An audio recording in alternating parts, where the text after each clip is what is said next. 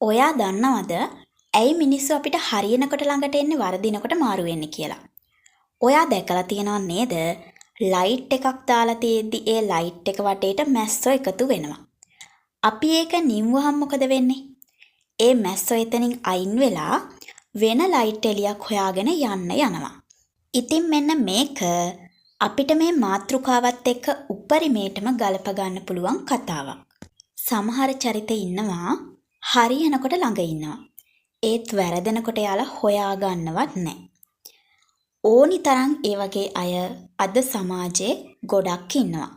ඔයාට මට මේ සමාජය ඇතුළේදී හම්බ වෙලා තියෙන ඕනි තරම් එහෙම අය. මං හරි නේද? ඔයා hina වෙලා පට්ට සතුටින් ආතල් එකේ ඉන්න බලන්න. අත දිගෑරලා වියදම් කරන් බලන්න. මිනිස්සු ආවටේ පිරෙනවා. හරියට අර ලයිට් එළියට මැස්ස වහනවා වගේ. හැබැයි ඔයාගේ හිනාවට යටින් තියෙන අරගල කැපකිරීම දුක වේදනාව ප්‍රශ්න දැක්කාම ඒ අයම සෙනික මාරු වෙලා යනවා. හරියට ලයිට් එක ඕෆ් කරාම මැස්ස වෙන එළියක් හොයාගෙන යනවා වගේ. අර ඔයාලා අහලා තියෙනවද තව කතාවක් තියෙනවා. කවියෝ හඳට කවි ලියනවා සෑහෙන්න. ඒත් හඳ ළඟට ගිහාම හඳේ ආවාට දැක්කාම ඒ කවියන්ගේ කවිසිත අතුරුදහන් වෙලා යනවා කියලා. ඉතින් ළමයෝ අවස්ථාවාදී චරිතත් අන්න ඒ වගේ. Tamanට වගකීමක් ගන්න වෙන තැනක් දැක්ක ගමන් එයාලා කරන්නේ ෂේප් එකේ මාරු වෙලා යන එක. මේ වගේ දේවල් අපිට හරියටම තේරුම් ගන්න පුළුවන් ලොකුම අවස්ථාවක් තමයි ලව් එකකදී බොන්ඩ් එකකදී වගේ තැන්වලදී. මේ වගේ තැන්වලදී අද කාලේ හැටියට ඩිරෙක්ට් මූණට කියන කන්සෙප්ට් එක නෙවෙයි තියෙන්නේ. ඔයාට සල්ලි නෑ මම යනවා. ඔයාට දෙයක් කරගන්න පසුබිමක් නෑ මම ඉතින් යනවා කියලා මූණට කියන්නේ නෑ. ඒ අවස්ථාවාදීකම ඒ අයගෙන් ඔයාට පේන්න ගන්නේ ඔයාට හිතා ගන්නවත් බැරි විදිහට. උදාහරණයක් විදිහට මම මෙහෙම කියන්නම්.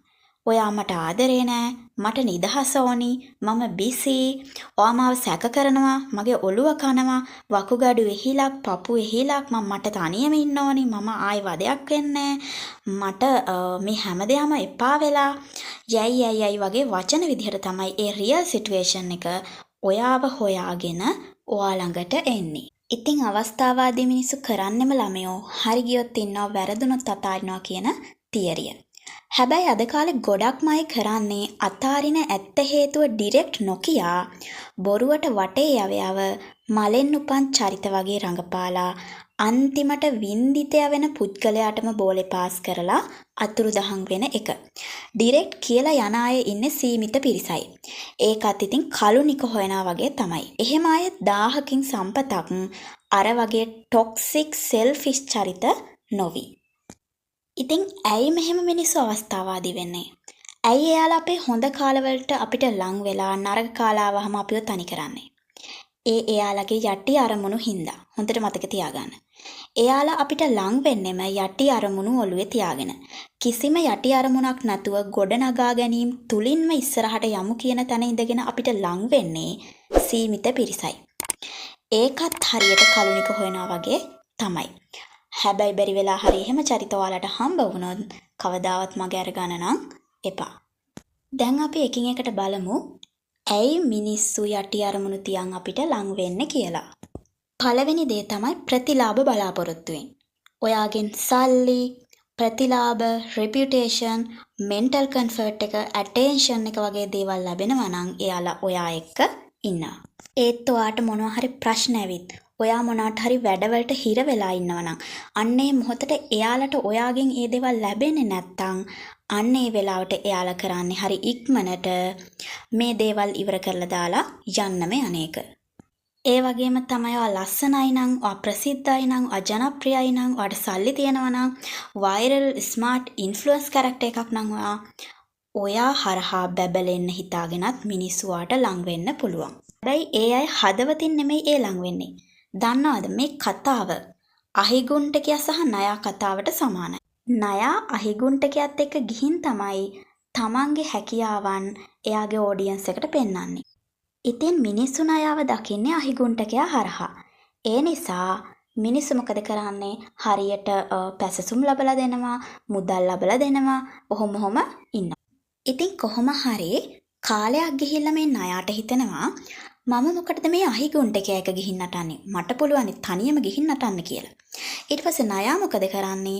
තනියම ගිහින් මිනිස්සු ටිකක් ඉස්සරහා නටන්න ගන්නවා. එතකොට මිනිස්සු මොකද කරන්නේ? මෙන්න ණයෙක් කියලා බය වෙලා ණයාට ගහලා මරලා දානවා. ඉතින් ප්‍රතිලාභවලට අපිට ලං වෙලා පස්සේ අපිව පාගලා දාලා ඉස්සරහට යන්න දඟලන කිසිම මිනිස්සෙකුට එහෙම ලොකු ගමනක් නැහැ. එයාලට වෙන්නේ මෙන් ණයාට වෙච්චි දේම තමයි. ලොකු අනාගතයක් නැහැ. මොකද එයාලගේ පර්පස් එකම සෙල්ෆිෂ් නිසා.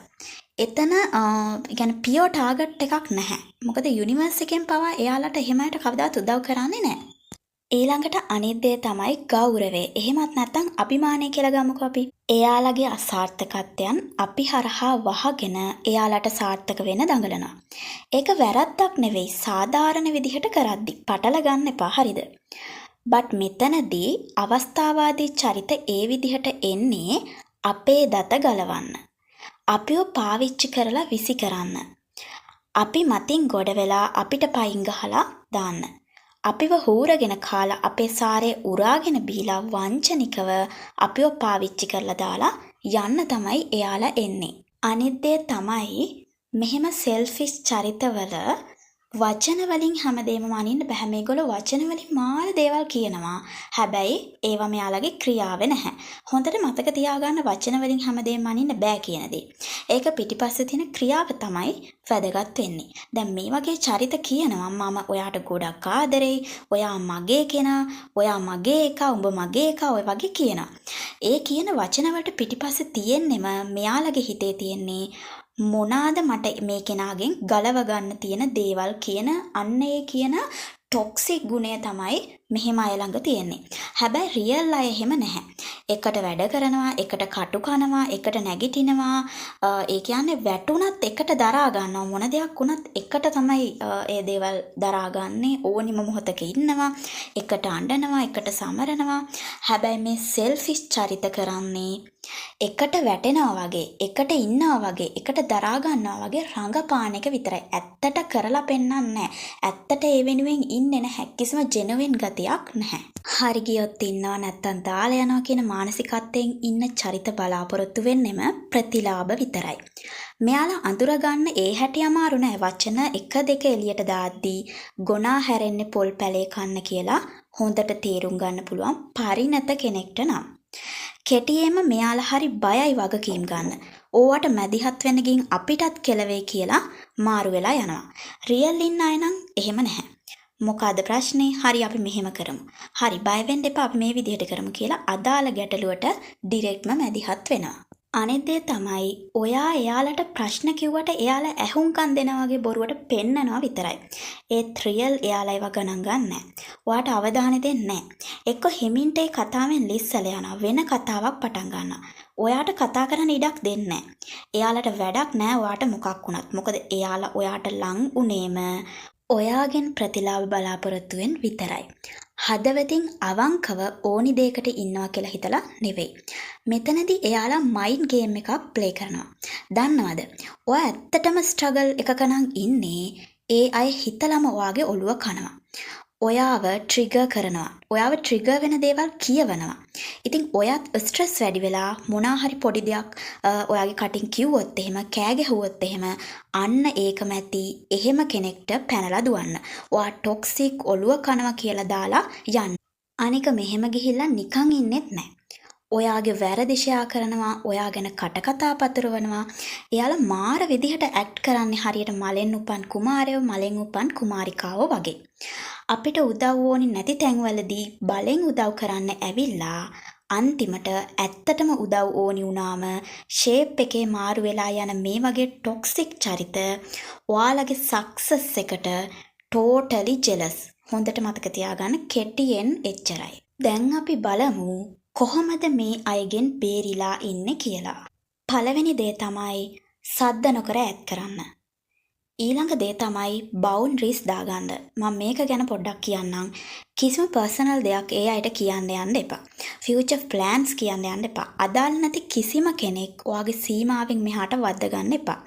ඔයා ඔයාගේ ජීවිතේට බවුන්ඩරිස් දාගන්නවා කියන්නෙම ඔයාට අදාළ නැති අයට වෝනින් එකක් ඔයා වගේ සීමාවේ ඉන්න කියන දේ ලස්සනට ඔයා තේරුම් කරලා දෙනවා වගේ වැඩක්. ඉතින් ඒ නිසා හොඳට මතක තියාගන්න ඔයා වගේ ජීවිතේට බවුන්ඩරිස් දාගන්න. අනවශ්‍ය අයව ඔයාගේ ඉනර් සර්කල් එක අසට ගන්න එපා. අනිත් දේ තමයි මේ බවුන්ඩරිස් වලටම ගැලපෙන තව එකක් තමයි විශේෂයෙන් ගනුදෙනු තියෙනවා නම් විතරක් අවශ්‍ය දේ කතා කරන්න. but emotional වලට ඇදෙන්න යන්න එපා. be kind, be polite, but don't be available for drama. මේක හොඳම බවුන්ඩරි එකක් ඔයාගේ ජීවිතේට. අනිත් දේ තමයි ඔප්පු කරන්න මහන්සි වෙන්න එපා කිසිම දෙයක්. මොකද ඔයාගේ සයිලන්ස් එකම ලොකු ස්ට්‍රෝං එවිඩන්ස් එකක් වෙනවා. ඒක මතක තියාගන්න. අනිත් එක ඔයාලා අහලා තියෙනවානේ කතාවක් තියෙනවා කතාව රෙදි නම් නිශ්ශබ්දතාවය රත්තරන් කියලා. ඒ කියන්නේ silence is gold කියලා. ඒ නිසා අන්න ඒක මතක තියාගෙන වැඩ කරන්න. අනිත් දේ තමයි බලාගෙන ඉන්න ඒත් ඇඟට ගන්න එපා. එයාලා කියන දේවල් ඇත්තද නැත්තද කියලා හොයන්න මහන්සි ගන්න එපා. ඒකෙන් වෙන්නේ ඔයාගේ මානසික නිදහස 0 වෙන එක විතරයි. එතකොට එයාලා එක්ක ඔයාට හැමදාම ප්ලග් වෙලාම ඉන්න වෙනවා. එයාලගේ උගුල් වලට පැටලි ඔයාට ඉන්න සිද්ධ වෙනවා. තව දෙයක් තමයි ඔයාගේ හරි අරමුණක් හදාගෙන ඒක ඔස්සේ හරියට ලස්සනට නිදහස වගේ ගමන ඔයා යන්න. වල් පැල අයින්ම කරලා දාන්න. ඔයා ඉස්සරහට තියෙන අඩිය ඉස්සරහටම තියන්න. ඉස්සරහටම යන්න. ඒ අයගේ ජෙලස් එකට කතාවලට රියැක්ෂන් වලට රිප්ලයි දීදී එක තැන පල් වෙන්න යන්න එපා. දැන් බස් එකකින් කෙනෙක් මගින් බැස්සා කියලා හිතන්නකෝ. බස් එක එතනම නවත්තගෙන ඉන්නවද? නෑනේ, ඒක ගමනාන්තය වෙනකන් ඉස්සරහට යනවා. මොකද තව මගින් බස් එකට නැගලා ගමනාන්තයේ තෙක්ම යන්න බලන් ඉන්න පිරිසකුත් ඉන්නවා. ඒ වගේම බස් එක ඇතුළෙත් ඉන්නවා ගමනාන්තයටම යනකන් නොයවසිල්ලෙන් වාඩි වෙලා බලන් ඉන්න පිරිසකුත්. ඉතින් ඒ නිසා ඒ දේත් හොඳට ඔලුවට ගන්න. ඊළඟට අනිත් දේ තමයි ඔයාගේ ඉනර් සර්කල් එක වැදගත් මානුෂීය ආදරණීය ආත්මාර්ථකාමී නැති මිනිස්සුන්ගෙන් විතරක් පුරව ගන්න වග බලා ගන්න. මේක තමයි වැදගත්ම පොයින්ට් එක. මොකද ඔයා එක්ක ජීවිතේ මැරෙනකන්ම ඉස්සරහට ඇවිදන් යන්න ඉන්න ඕනි පොසිටිව් චරිත. ඔයාව විනිශ්චය නොකරන හොඳ ආත්මයක්, ලොකු ආදරණීය හදවතක් තියෙන හොඳ අවංක පරාර්ථකාමී මිනිස්සු විතරමයි. අනිත් එක තමයි හොඳට මතක තියාගන්න කිසි දවසක ඔයාගේ මානසික නිදහස රැකගන්න ඉනර් සර්කල් එක පරිස්සම් කරන්න කියලා හිතාගෙන ඔයාට රෙස්පෙක්ට් කරන්නේ නැති කිසිම චරිතයක් එක්ක ආගියු කරන්න ෆයිට් කරන්න යන්න තියා හිතන්නවත් එපා. එහෙම වුණොත් ඒක තමයි ඔයා මේ ලෝකේ කරන ලොකුම මෝඩකම. අයින්ම කළා දාන්න එයාව ජීවිතේම. එයාලගෙන් ඉගෙනගත්ත පාඩම විතරක් ජීවිතේ ඉස්සරහට අරගෙන යන්න වග බලා ගන්න. ඔයාගේ ගමනවා ලස්සනට මානසික නිදහසේ හදාගන්න. ඔයාට ඒකට හයියක් වෙන වටපිටාව ලස්සනට හදලා දෙන ආදරණීය සෙට් එකක් විතරක් ඔයා ළඟින් තියාගෙන. good luck.